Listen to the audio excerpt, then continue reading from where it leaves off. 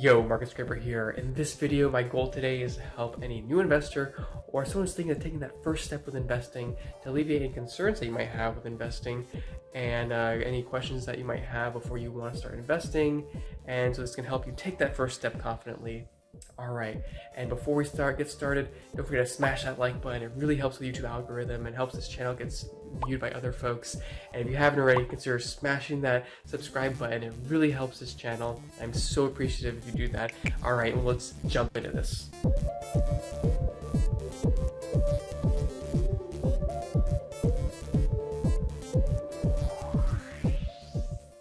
All right, now let's look at my top 3 concerns that I hear most commonly that people have for new investors or for people who are thinking about investing to taking that first step.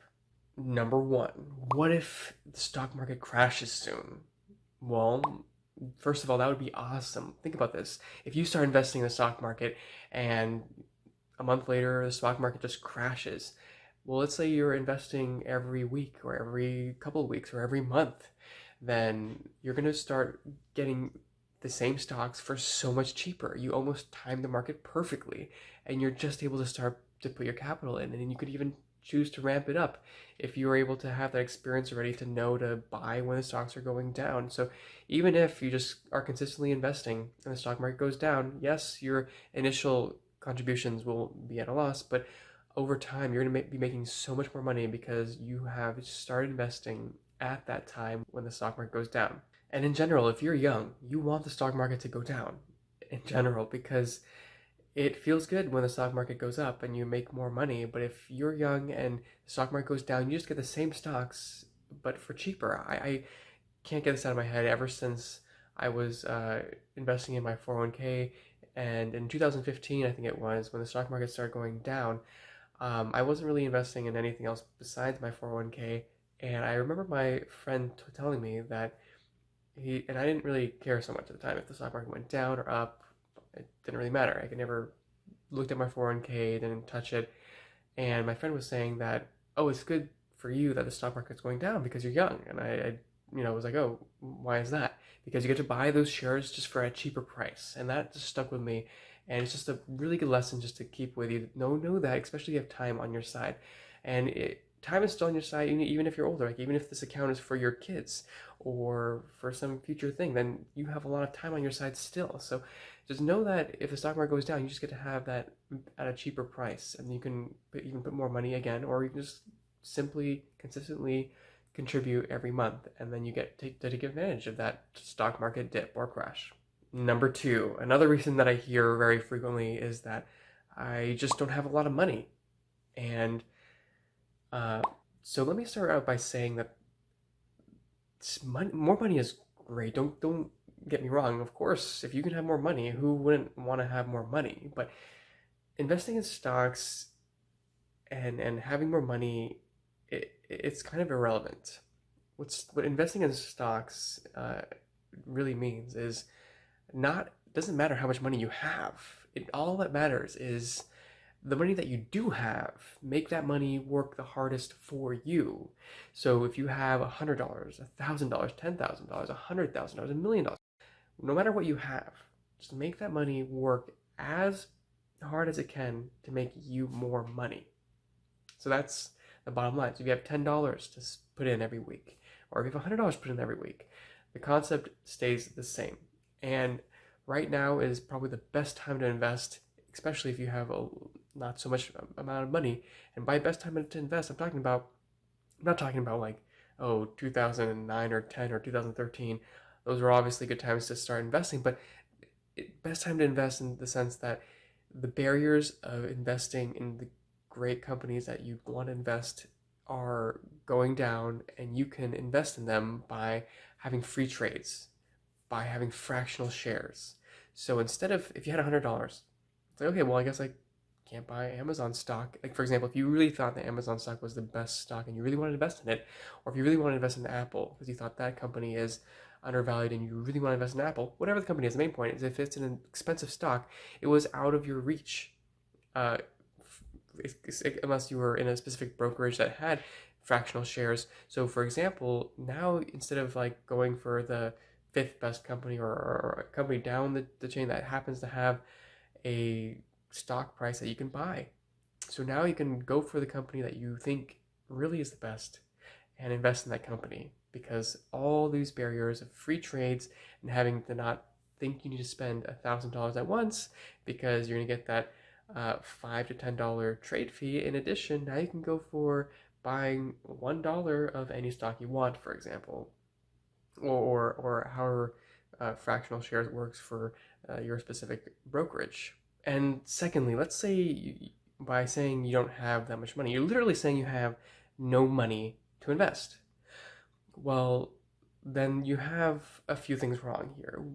First of all, the most important thing is to pay yourself first. Before you pay your groceries, before you pay your rent, before you pay any other kind of bills and other expenses, you should be paying yourself and investing in yourself and in your future. And a really great way to invest in yourself is to invest in the stock market. So even if you can put, again, $10 aside, $100 aside every week, whatever you can put aside, figure that out and look at your current budget. If you are spending too much in eating out or whatever it may be, find where you can cut your budget to make it so you can actually pay yourself first so that you can invest in yourself. And if it's not your budget and maybe it's your job, maybe look at am I being paid the right price for my skill? Should I be looking for a new job that pays me more so that I can, because I already cut down my own costs, for example, then something needs to change so that you can pay yourself first. Or it's really, why are you working?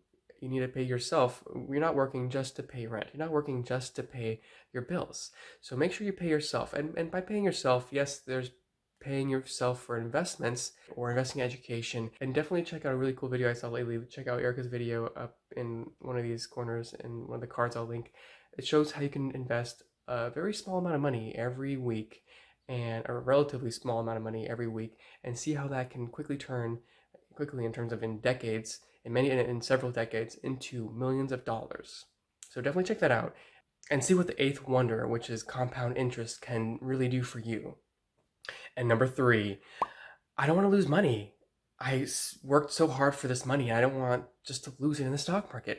So to that, know that inflation is happening every year. And so you're losing money there. It's just sitting in your bank account.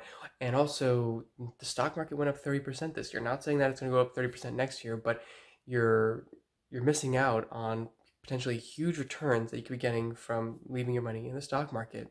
And one interesting thing to know is that recent graduates from high school, young folks, about 70% of them are enrolled in college. And college is not something that's cheap. No, yeah, it definitely costs money. And it costs a whole lot of money that people have to take loans to pay for their school. And why are you investing all this money in school? Well, it's to invest in yourself later. Wait a minute, but if I invest all this money in school and then, okay, I'm expecting to make more money later, so it's all about making more money. Oh, okay, so I'm investing myself in school, I'm going into debt to make more money. Okay, got it, makes sense. Now, am I going to make more money the next year after I graduate than I would have been making if I just worked full time for those 4 years? No, you highly unlikely to pay off all your loans even. Or maybe you can pay your loans. But the main point is you're going to have loans, you're going to be making more money than you would have made probably graduating from high school alone. But it's going to take, 5 years, maybe 10 years to finally break even and make more in terms of your total net worth. So that's very similar to investing. When you're investing in the stock market, you have to think of that 5-year, 10-year down the road, you're going to be making a lot more money. Just like investing yourself for school. And the avoidance of money is interesting because you're willing to fork out thousands of dollars of being in debt for school. And you're worried about losing money in the stock market. Let me tell you that losing money in the stock market, let's say a new investor, you put money in the stock market and you start losing money. That's actually probably the best thing that can happen for you, honestly, because you'll learn the most. And why do you go to school? Well, you go to school to learn. You go to school because, okay, 2 things: to learn and to make more money. That's the 2 things that you want. Stock market. Well, it'll be great if you learn. So if the stock market starts to go down after you start investing, you'll start to learn a lot more. Why is it going down? Should I be investing more? You'll be learning and questioning a lot more, and so that's worth a lot of money learning about the stock market.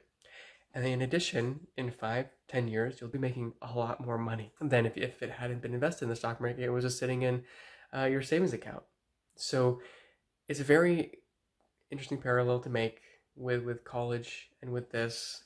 Both things, apparently, people don't have problems. Again, 70% of young folks that graduate high school are going to college, going in debt, spending a lot of money there, and time, and a lot less people are invested in the stock market in general. So that's something that definitely you need to have that mind shift of thinking, okay, I'm investing in myself and my future, and it might go down right now, but I want to learn.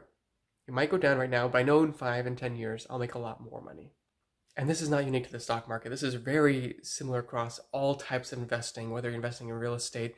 You're not necessarily going to be making money right away. You put a lot of money down for the down payment, and then you have maybe your cash flow isn't going to be starting right away until your value of the house appreciates more, or until something else happens, until you make some additional renovations on that house. So investments all are very similar to this concept of, in maybe 5, 10 years, you'll be making a lot more money then. Just like education, just like the income that the job that you'll be able to get from the education will be paying you more money in the future, down the road, 5 years, 10 years later, those loans and that time will be worth it. And let me just say one thing about doing something like day trading or swing trading isn't really investing. And don't get me wrong, I'm not saying that it's not something that people should necessarily be doing. It's just not investing. It's just a little bit, in my opinion, it's not investing. So it's different. It's more like a side gig or a full-time job even for some.